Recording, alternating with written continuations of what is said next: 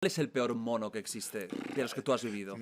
Mira, O ya combinabas tanto que ya no vamos a sabías ver. lo que era. No, aquí ahora te voy a meter A ver. un directo. ¡Epa! Cuidado, ¿eh? El mono, el 75% es psicológico. No es físico. No, solo hay un 25% físico. O sea, esos tembleques que hemos visto... ¿Qué pasa? Vamos a ver. Ahora te lo creo que me vas a entender. A ver. Uno tiene memoria, ¿vale? Entonces, yo tengo un mono, siempre vas a tener ese mono. El mono que pases, esa es la memoria que vas a tener.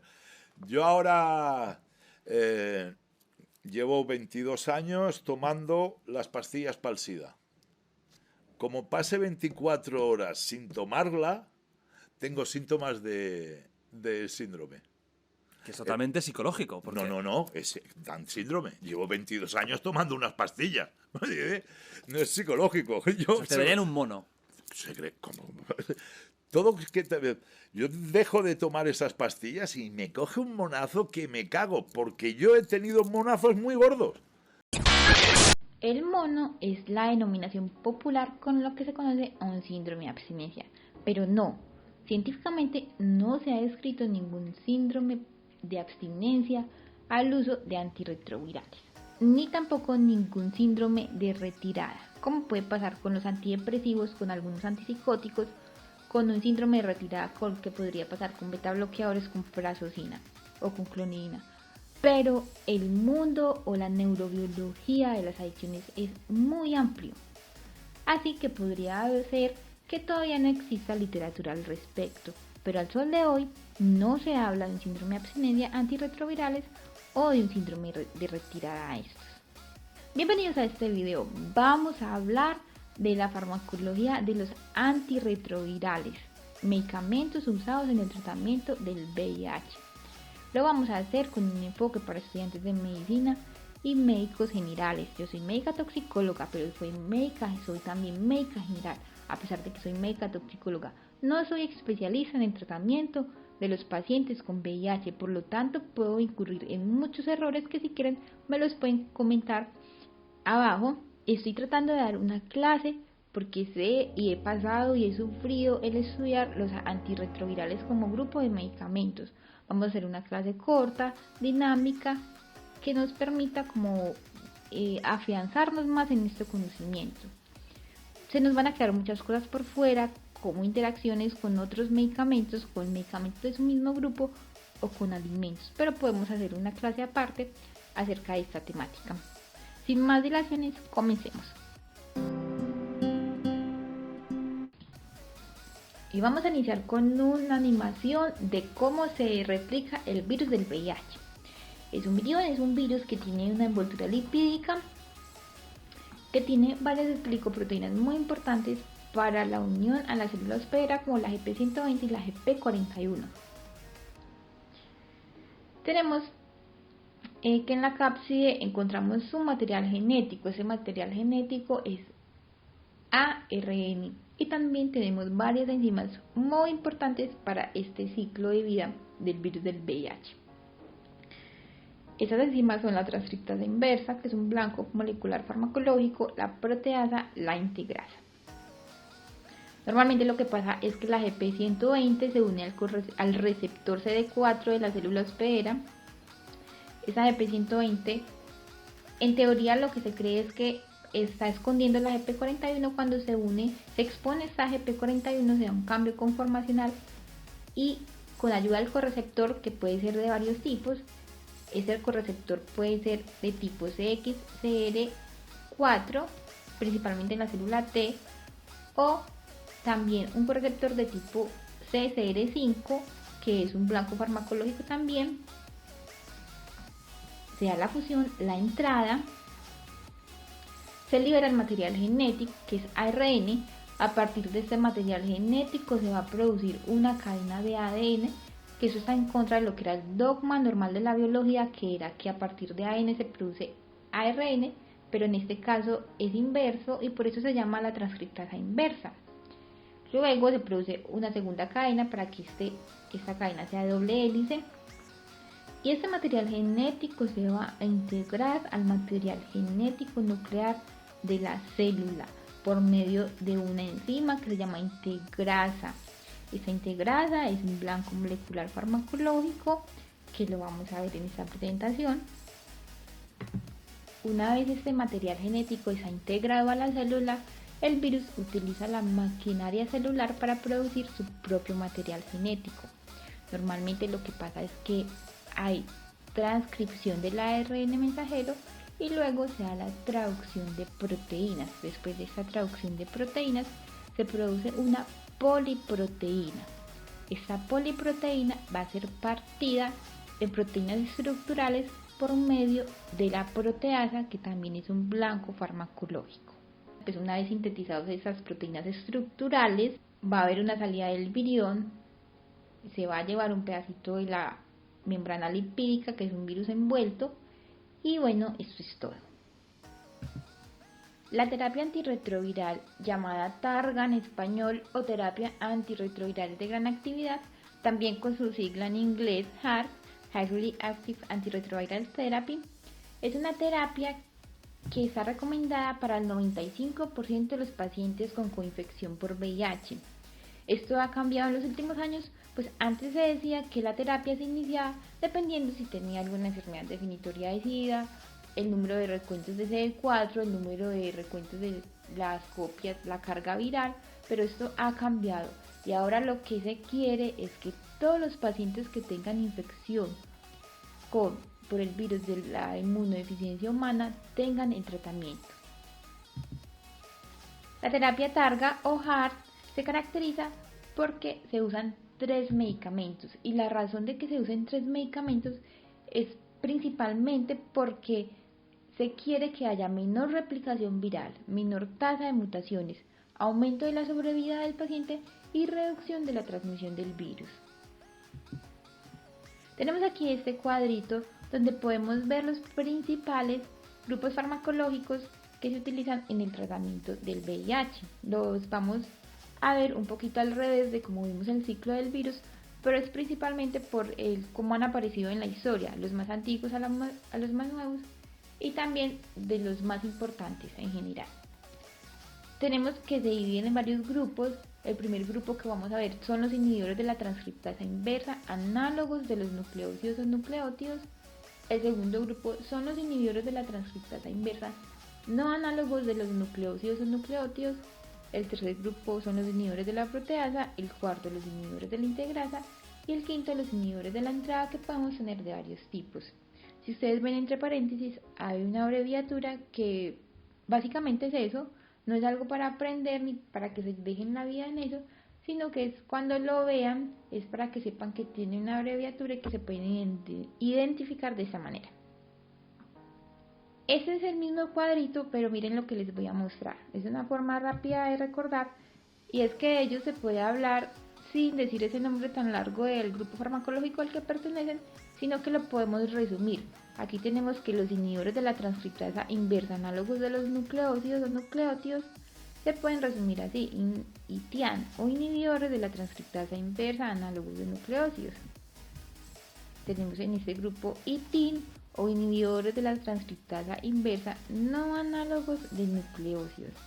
Los inhibidores de la proteasa lo podemos abreviar IP, los inhibidores de la integrasa INI, y bueno, en fin, para ese no tenemos como una sigla en específico. Lo importante de la terapia antirretroviral, habíamos dicho que son 3 fármacos y que eso tiene un objetivo. Esos 3 fármacos los vamos a dividir así. Tenemos 2 fármacos que pueden ser del mismo grupo y este grupo es el primer grupo farmacológico que vamos a ver, que son los ITIAN o inhibidores de la transcriptasa inversa, análogos de los nucleósidos. Tenemos 2 fármacos de este mismo grupo, algunos de ellos no se pueden combinar, pero normalmente lo que recomiendan las guías clínicas como terapia inicial son fármacos que sí se podrán combinar. Y tenemos un tercer medicamento que vamos a escoger entre otros 3 grupos, que puede ser un inhibidor de la integrasa, un inhibidor de la proteasa o un inhibidor de la transcriptasa inversa no análogo de los nucleósidos. Dependiendo de las características del paciente, pues vamos a escoger uno u otro. Y ven que aquí no tenemos como opción inicial para iniciar el tratamiento por primera vez los inhibidores de la entrada, y después vamos a ver por qué, porque estos se recomiendan o se usan en escenarios específicos. Tenemos el mismo cuadrito, pero si ven, tenemos unas letras en rojo. Y es que se puede, digamos, tratar de memorizar, aunque no es lo ideal, pero más o menos sí podemos como reconocerlos dependiendo o usando unas claves. Si vemos en el primer grupo, tenemos una terminación en ina que está remarcada en rojo, y es porque la mayoría de los medicamentos que pertenecen a este grupo terminan en ina, así que yo sabré que pertenecen al grupo de los ITIAN o de los inhibidores de la transcriptasa inversa no análogos de los nucleósidos. Así, el segundo grupo, que son los no análogos, pues no tienen como una terminación en específico, pero digamos que uno pudiese como realizar una mnemotecnia. Esa mnemotecnia puede no significar nada para muchos, y si a alguno le sirve la puede utilizar, y es Doraefa, never entra sin rilpi. Tenemos doravirina, efavirenz, nevirapina, etravirina, rilpivirina.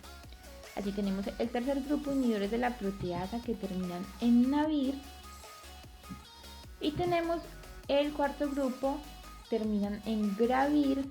Vean esto, tienen también la gra en su nombre, inhibidores de la integrasa, así que es mucho más fácil recordarlo. Y en este caso, específicamente para el maraviroc, hacemos uso de que tiene una V, esta V puede significar un 5 en números romanos, y como es un inhibidor del correceptor CSR5, pues bueno, sería una forma fácil de recordar mnemotécnicamente este medicamento. Vamos a iniciar con el primer grupo, los inhibidores de la transcriptasa inversa, análogos de los nucleósidos o nucleótidos. ¿Y qué es eso que estaba diciendo hace rato de nucleótidos o nucleósidos? Si recuerdan de sus clases de biología molecular, un nucleótido es la conformación de una base nitrogenada, que tenemos acá, un azúcar y un grupo fosfato, mientras que el nucleósido es solamente la base nitrogenada más el azúcar. Así, estos medicamentos pueden ser análogos ya sea de un nucleósido o de un nucleótido. Un análogo es que se parece, hay una semejanza. Si ven acá tenemos el abacavir, que es un medicamento de este grupo, y hacia este lado tenemos la guanosina. La guanosina, que es un nucleótido, en este caso si vamos a ser puristas sería un nucleósido porque le falta el grupo fosfato. Vemos que en esta posición 3, carbono 3, tiene un enlace o un radical que le permite un enlace con otro nucleótido. El abacavir, a pesar de ser molecularmente muy similar, vemos que no tiene este enlace. Entonces, ¿cuál es el mecanismo de acción de estos medicamentos? Estos medicamentos lo que hacen es que al ser similares a un nucleótido, tenemos acá representada la transcriptasa inversa, que está sintetizando la cadena de ADN a partir de este ARN viral que ya se ha liberado en las células hospedera. Esta transcriptasa inversa va uniendo nucleótido con nucleótido con nucleótido, y en un dado caso puede adicionar el abacavir al confundirse como si fuera un nucleótido. Como este abacavir no tiene ese enlace para seguirse uniendo, pues habría una parada o un stop de la síntesis de esa cadena de ADN, y eso evitaría la replicación del virus.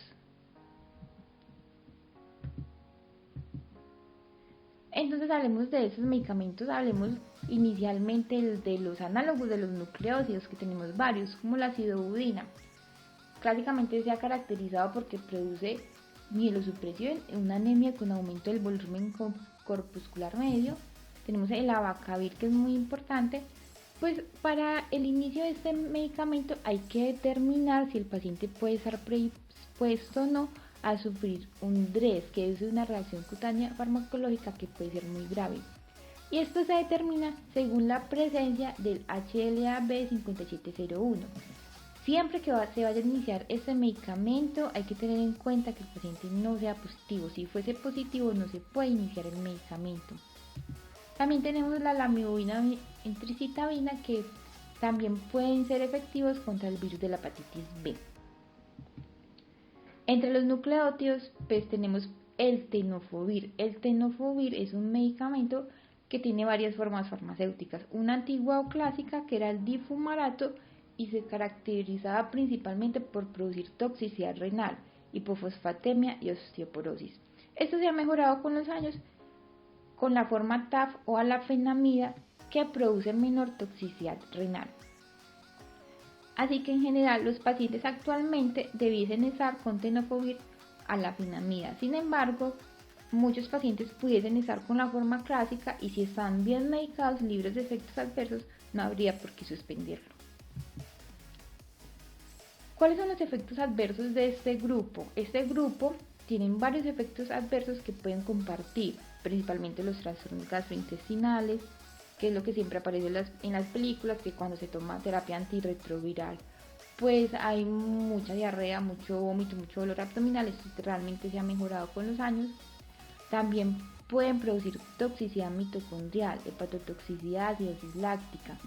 Eso es también porque en la mitocondria, al existir material genético, digamos que estos medicamentos pueden perder la especificidad por la transcriptasa inversa e impedir la formación de otro tipo de material genético de la célula. Al haber una disrupción de la mitocondria, no se puede llevar a cabo la respiración celular, y esto lleva a una acidosis láctica. Otro grupo de efectos adversos muy importante son los efectos adversos de tipo metabólico. Así que a estos pacientes hay que hacerles seguimientos con niveles de colesterol, triglicéridos, glicemia, hemoglobina glicosilada en algunos casos, ya que ellos pueden producir dislipidemia y resistencia a la insulina. Y también en ese contexto pueden producir lipodistrofias, que puede ser lipoatrofia de acumulación también de esta grasa en otro lugar del cuerpo. Esto sería una lipoatrofia, pero al mismo tiempo esa grasa se puede acumular en otras partes del cuerpo. Aquí vemos que se ha acumulado atrás del cuello, y ya esta foto de aquí sería la reparación quirúrgica. También pueden estar relacionados con pancreatitis o con aparición de hiperpigmentación cutánea. Aquí vemos en la uña del paciente, aquí vemos en el labio y aquí vemos en la lengua. Y habíamos dicho que la abacavir, dependiendo de la susceptibilidad del paciente, puede estar relacionado con DRESS, que es una reacción grave, un síndrome de hipersensibilidad inducido por fármacos. Realmente es una sigla que quiere decir DRUG, es una sigla en inglés, Drug Reaction Eosinophilia Systemic Symptoms, reacciones adversas asociadas a medicamentos que además conllevan eosinofilia y síntomas sistémicos. Esas reacciones pueden ser graves, aparte de lo que estamos viendo en la piel, puede haber carditis, hepatitis, nefritis, pueden haber síntomas del sistema nervioso central. Así que es una reacción adversa que puede ser grave, y por eso se tiene la precaución de medir si el paciente puede estar predispuesto o no. Son muchos los antirretrovirales que pertenecen a este grupo, tienen su nombre genérico, su abreviatura y su nombre comercial. Les voy a mostrar de los más comunes que se usan según las guías. Este pues ya no es actual, pero se utilizó mucho, que era el convivirolmibudina sidobudina. Era una combinación, así que si son 3 medicamentos, pues entonces el paciente tenía que tomarse o los 3 medicamentos, o hay presentaciones comerciales con los 3 medicamentos en una sola tableta, o también se puede hacer de la forma que hay 2 medicamentos en una tableta más una segunda tableta, que sería el tercer medicamento. Tenemos Truva, que era la forma clásica de intricitabina, la forma de intricitabina con tenofovir, la forma clásica o antigua, que era el tenofovir fumarato, que es la que más está relacionada con toxicidad renal. Y tenemos Teva, que es la combinación de abacavir lamivudina, que como veremos más adelante es una de las combinaciones ideales para iniciar la terapia antirretroviral en los pacientes. Vamos a pasar a este segundo grupo, que son los inhibidores de la transcriptasa inversa no análogos de los nucleósidos o nucleótidos. Estos producen, pues ya estos medicamentos lo que hacen es producir una inhibición directa de la transcriptasa inversa, ya no son molecularmente similares a un nucleósido o un nucleótido, por lo cual no es que la transcriptasa inversa los vaya a captar para unirlos a la cadena de ADN y vaya a haber una parada, sino que hay una inhibición directa de la enzima. Esta es la mnemotecnia que si les puede servir: Doraefa never entrazin rilpi, doravirina, efavirenz, nevirapina, etravirina, rilpivirina. Y vamos a hablar del efavirenz, que es un medicamento que está altamente relacionado con efectos neuropsiquiátricos, principalmente pesadillas, insomnio, somnolencia. Todo lo que sea neuropsiquiátrico se le atribuye al efavirenz. La nevirapina puede generar hepatotoxicidad generalmente cuando hay mayores conteos de CD4, y tenemos que la rilpivirina no está recomendada con inhibidores de la bomba de protones. La doravirina es más nuevo y sería una segunda opción porque normalmente hay menos experiencia con este medicamento. Los inhibidores de la transcriptasa inversa no análogos de los nucleósidos, en general se puede decir que el efavirenz no se recomienda a las mujeres embarazadas. Pueden ser inductores enzimáticos, pero a pesar de esto, digamos que son una opción cuando se requiere tratar a los pacientes que tienen coinfección por VIH y tuberculosis. Así que un esquema recomendado para estos pacientes sería un inhibidor de la transcriptasa inversa análogo más el segundo análogo más un inhibidor de la transcriptasa inversa no análogo de los nucleósidos, ya que hay menor interacción con la rifampicina, que es uno de los medicamentos que se recomienda en el tratamiento de la tuberculosis. Siempre se recomienda dar terapia en este tipo de pacientes y no atrasar ni suspender ninguna de las dos. Hablando de los efectos adversos de este grupo de medicamentos, tenemos que también comparten efectos adversos como toxicidad cutánea, que pueden ser leves o graves, toxicidad hepática, y hay que mencionar más que como un efecto adverso, que puede ser un efecto de esos medicamentos, pues que si a la larga se puede traducir en un efecto adverso, y es que estos medicamentos tienen una baja barrera genética. ¿Qué quiere decir esto? Que hay mayor riesgo de resistencia, que si se produjera que si fuese a haber mutaciones y resistencia, hay mayor riesgo con este grupo de medicamentos que con otro grupo de medicamentos. Y tenemos los inhibidores de la proteasa, que como habíamos dicho en el video introductorio, la proteasa lo que hace es partir esa poliproteína para que se puedan formar los viriones y así que se termine el ciclo de replicación del virus. Los inhibidores de la proteasa tienen una característica especial, es que tienen alta barrera genética, que es lo contrario a lo que habíamos dicho antes. El riesgo de mutaciones y de generarse resistencia es mucho más bajo, o sea, hay mayor barrera genética, o sea, el riesgo de haber resistencia es más bajo. Cuando hablamos de baja barrera genética es que hay mayor riesgo de resistencia, y cuando hablamos de alta barrera genética es que hay menor riesgo de resistencia. Tenemos varios de ellos. El lopinavir pues ha entrado en desuso por su gran incidencia de diarrea. El atazanavir normalmente produce una elevación de la bilirrubina que no tiene que ver con hepatotoxicidad, es más relacionado con lo que puede pasar en un Dubin Johnson, pero el paciente siempre va a estar amarillo y pues normalmente esto era molesto para ellos. Y vamos a hablar de un concepto muy importante en este grupo, que es el efecto potenciador o booster, y es que a estos medicamentos de este grupo hay que potenciarlos con otro medicamento. ¿Qué quiere decir esto? Que yo voy a dar el inhibidor de la proteasa, pero también voy a dar otro medicamento que disminuya su metabolismo. Así el inhibidor de la proteasa va a estar disponible mucho más tiempo. Y lo curioso es que este efecto booster o potenciador se hace con un medicamento que antiguamente fue inhibidor de la proteasa, pero que con los años se vio que su efecto, más que como antirretroviral, era un efecto potenciador. Y este es el ritonavir.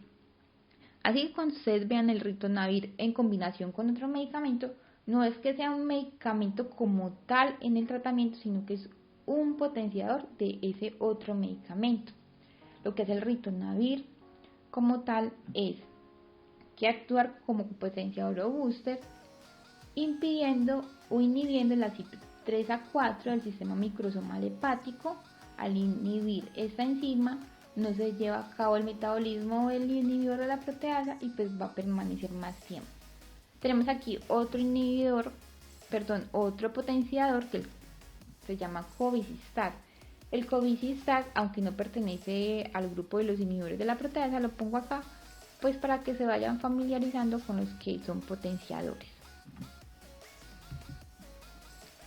Este grupo comparte varios efectos adversos como efectos cardíacos, trastornos gastrointestinales y trastornos también del tipo metabólico. Pueden producir prolongación del QT, lipodistrofia, dislipidemia y resistencia a la insulina. Y también pueden producir trastornos gastrointestinales. Estos pacientes también pueden tener elevación del colesterol, de los triglicéridos, aparición con los años de evolución una diabetes. Y por eso estos pacientes hay que seguirlos con estos exámenes. No quiere decir que esto sea una razón para suspender esta medicación, no, simplemente vamos a seguir estos pacientes y dependiendo de los exámenes pues se va a recomendar ya sea medicación adicional o cambios en el estilo de vida. Aquí vemos una lipodistrofia, aumento de la grasa en la parte posterior del cuello.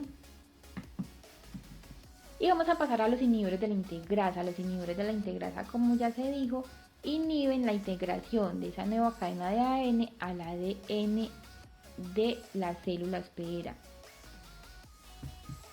Estos inhibidores de la integrasa también se caracterizan porque tienen una alta barrera genética, es decir, el riesgo de presentarse mutaciones y resistencia a esta medicación es más bajo comparado con otros medicamentos, especialmente con dolutegravir y bictegravir. Son útiles en pacientes con poca herencia, porque los pacientes con poca herencia suspenden la medicación o se pueden tomar alternamente el medicamento, así que hay más riesgo de que se presenten mutaciones. Y por eso, con estos medicamentos, que el riesgo es menor, pues se prefieren en este tipo de pacientes. Pues como vamos a ver adelante, son de elección en la terapia de inicio para todos los pacientes. El bictegravir se deberá dar con un potenciador. El raltegravir ha sido uno de los más usados y como efectos adversos sí se han descrito efectos adversos, pero como tal el porcentaje de efectos adversos comparado con otros grupos de medicamentos puede ser menor. Se ha descrito trastornos neuropsiquiátricos, trastornos de hipersensibilidad o rhabdomyolysis que son raros. En general, como decimos, son raros y pueden ser, digamos, uno de los grupos más seguros. Eso hace, sumado a su alta barrera genética, que sean una de las principales estrategias en la recomendación cuando se va a iniciar tratamiento en los pacientes. Y tenemos los inhibidores de la entrada, que son enfuvirtide y maraviroc. Ahora hablando del enfuvirtide, es específicamente un inhibidor de la fusión.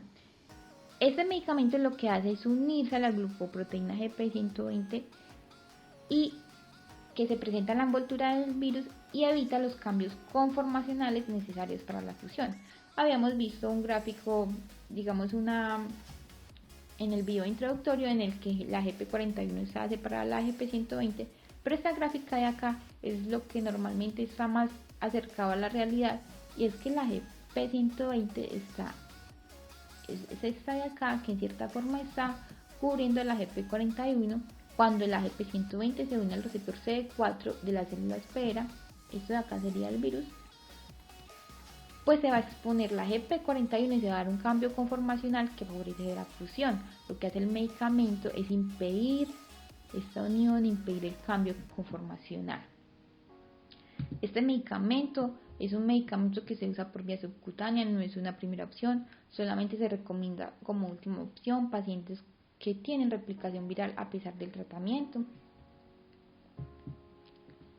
Y tenemos el maraviroc o inhibidores de la entrada. Este medicamento es activo contra el correceptor que favorece esta fusión y esta entrada. Que este correceptor habíamos dicho que puede ser de tipo CXCR4 o CCR5.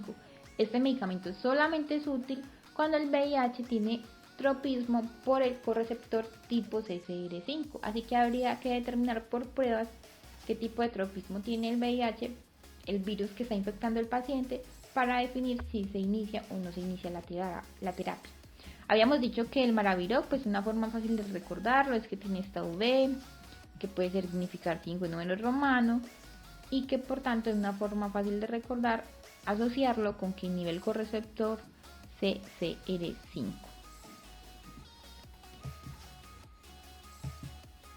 Y vamos a entrar a lo que son los esquemas clínicos, cómo iniciar la terapia. Y aunque probablemente muchos de nosotros no lo vamos a hacer, pues sí, cuando revisemos, tengamos en la consulta un seguimiento de los pacientes, pues vamos a tener eso mucho más claro. Y lo que se recomienda es que sean los 3 medicamentos, 2 ITIAN más 1 tercero. En general, los 2 ITIAN que principalmente se recomiendan es tenofovir más entricitabina. Idealmente el tenofovir a la fenamida, pero como les digo, si hay pacientes que tienen la forma clásica desde hace muchos años, están sin efectos adversos, pero no habrá necesidad de suspenderlo.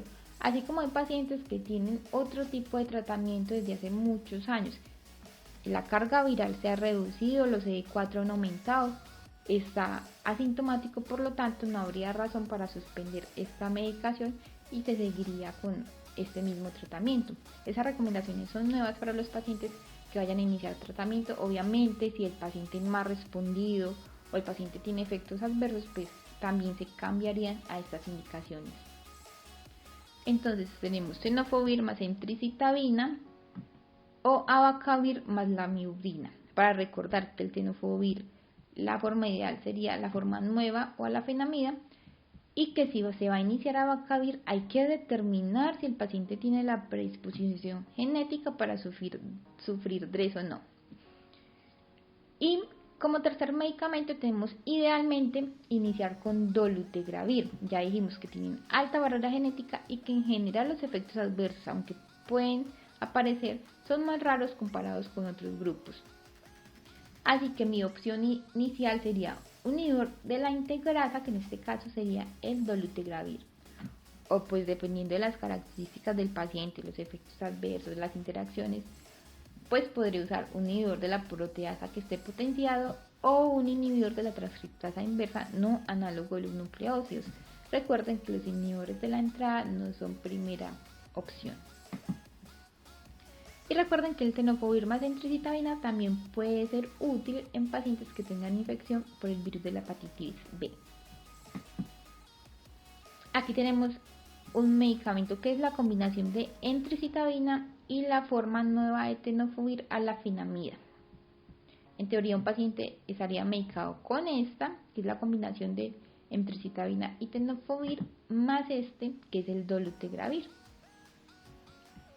¿Qué se recomienda en la embarazada? Principalmente los dositians, que serían los mismos que en los pacientes normales, adultos, más un inhibidor de la integrasa, que es el raltegravir, pues con el dolutegravir se ha descrito teratogenia, o un inhibidor de la proteasa potenciado con ritonavir. En general no se recomienda ni dolutegravir ni efavirenz. ¿Y qué se recomienda en un paciente poco adherente? Los dositians, que serían los mismos, más los de alta barrera genética, es decir, con los que hay menor riesgo de generarse mutaciones y resistencias, que es un inhibidor de la integrasa, en este caso los de mayor son dolutegravir y bictegravir, o un inhibidor de la proteasa potenciado, o sea, un inhibidor de la proteasa más el potenciador. ¿Y qué se recomienda en niños? Depende de la edad. En los niños menores de 3 años hay más que experiencia con 2 ITIAN, como ya habíamos dicho clásicamente, más lopinavir, ritonavir. Recuerden que aquí es el lopinavir, ritonavir. No sería un cuarto medicamento el ritonavir, sino que simplemente es un potenciador de este lopinavir. En los niños de 2 a 3 años hay experiencia en que el tercer medicamento sea un inhibidor de la proteasa, sea efavirenz o raltegravir.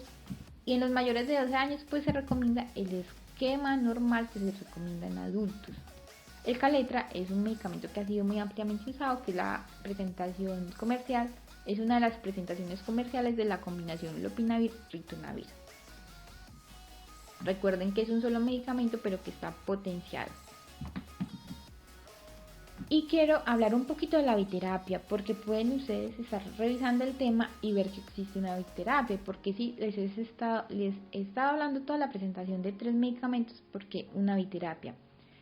Normalmente los los que se recomienda es dolutegravir más lamivudina, pero esta biterapia solamente se usa en pacientes muy bien escogidos. Es muy raro, pero es por si alguna vez lo ven. Pero nunca se recomienda así. El conteo de CD4 es menor de 200 o hay más de 500.000 copias del virión o hay una coinfección con el virus de la hepatitis B. Si hay una mutación conocida, tampoco se puede dar biterapia y tampoco se puede iniciar biterapia si no se ha descartado que haya mutación que pueda generar resistencia. Y vamos a mencionar el SIRI o síndrome inflamatorio de reconstitución inmune, que es un síndrome que se puede empezar tras el inicio con la terapia antirretroviral, desde pocas semanas hasta muchas semanas después del inicio, incluso un par de años. Y es un empeoramiento paradójico de las infecciones oportunistas. Así, un paciente que tiene infección del virus por VIH está enfermo con una infección oportunista, inicia terapia antirretroviral y los síntomas se van a empeorar. Eso es porque el sistema inmune ha mejorado y ese sistema inmune, dicho de esta manera, va a atacar esa infección oportunista y eso es lo que va a generar síntomas. No se debe suspender la terapia antirretroviral y el tratamiento es sintomático, esteroides, antiinflamatorios, etc. En general nunca se debe diferir el inicio de la terapia antirretroviral, excepto hay algunas excepciones como la tuberculosis meningia o la meningitis por criptococo, en las que sí hay una indicación de diferir, al menos en meningitis por criptococo, hasta 5 semanas, pero en general ni se debe retrasar el inicio de la terapia ni se debe suspender si apareciese un SIRI. Esto ha sido todo por hoy. Pueden aprovechar el tiempo en el baño para ver este video. Abajo les dejo links de información y también cualquier comentario o sugerencia lo pueden dejar abajo. Nos vemos en un próximo capítulo.